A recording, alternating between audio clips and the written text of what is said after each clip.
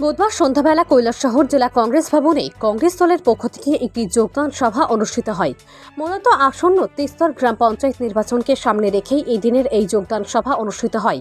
উক্ত যোগদান সভায় জলাই গ্রাম পঞ্চায়েতের 15 পরিবারের মোট 50 জন ভোটার বিজেপি দল ত্যাগ করে কংগ্রেস দলে যোগদান করেন। উক্ত যোগদান সভায় উপস্থিত ছিলেন অল ইন্ডিয়া কংগ্রেস কমিটির সদস্য তথা জেলা কংগ্রেস কমিটির সভাপতি মোহাম্মদ বদরুজ্জামান, প্রদেশ কংগ্রেস কমিটির সাধারণ সম্পাদক রুদ্রেন্দ্র ভট্টাচার্য, ঊনকোটি জেলা যুব কংগ্রেসের সভাপতি দেবাংশু দাস।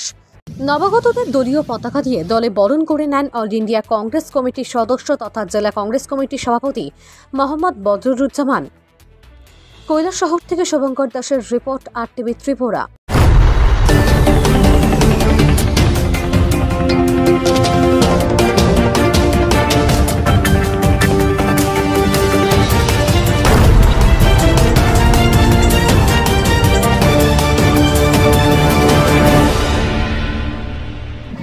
আগামী 8ই আগস্ট আমাদের এই রাজ্যে পঞ্চায়েত নির্বাচন অনুষ্ঠিত হতে যাচ্ছে। আগামীকালকে নমিনেশন পেপার জমা দেওয়ার অন্তিম দিন। সেই দিনে আমরা চণ্ডীপুর ব্লক কংগ্রেসের তরফ থেকে প্রতিটা গ্রাম পঞ্চায়েতে কংগ্রেস দলের প্রার্থীদের আমরা নির্বাচনে প্রতিদ্বন্দ্বিতা করার জন্য আমরা প্রস্তুত হয়েছি। আগামীকালকে আমরা নমিনেশন পেপার সাবমিট করব। দুর্গাপুর, ভগবাননগর, গৌরনগর, জলাই সহ এদিকে চন্দ্রপাড়েরটা হয়ে গেছে, শ্রীরামপুরের কিছু অংশ, তারপর সরোজিনী, রাজগঞ্জের কিছু অংশ, ফুলতলি, প্রত্যেকটা এরিয়া থেকে আমরা আগামীকালকে নমিনেশন পৃথক দুটি ব্লকে আমরা জমা করব।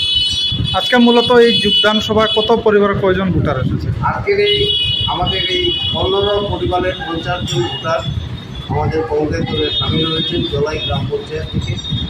আমরা আশা করি তাদের এই যোগদানটা ভোটের মধ্যে একটা বিশাল ইতিবাচক প্রভাব পড়ে। কোন দল থেকে এসেছে ওরা? এরা বিজেপি দল থেকে এসেছে। এটা তো অস্বীকার করে লাভ নেই, একসময় বিজেপি করত। গতকালকে যে বর্তমান প্রধান, ওনার তরফ থেকে আমাদের সাথে যোগাযোগ করা হয়েছে। হয়তো বা অচিরে ওনারাও আমাদের চলে আসবেন। বাস্তব পরিস্থিতি থেকে লক্ষ্য রেখে আমি একটা কথা বলবো,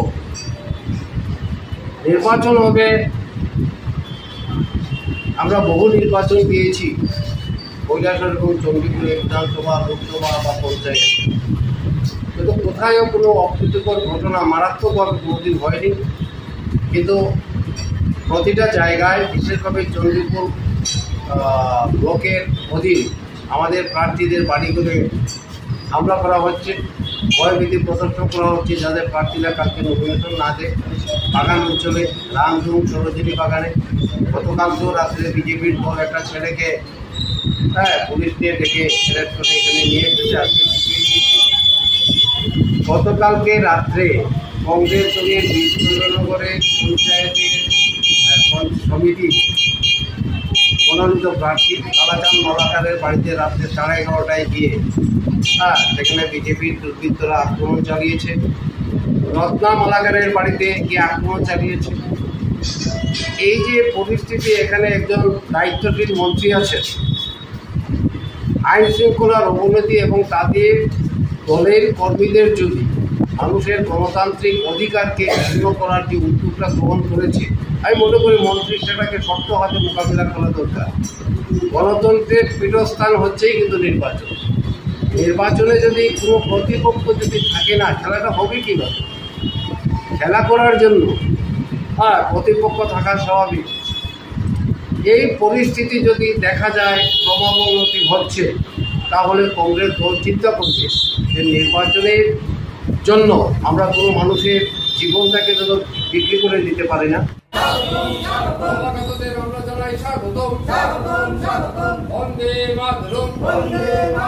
ভারতের জাতীয় কংগ্রেস, ভারতের জাতীয় কংগ্রেস।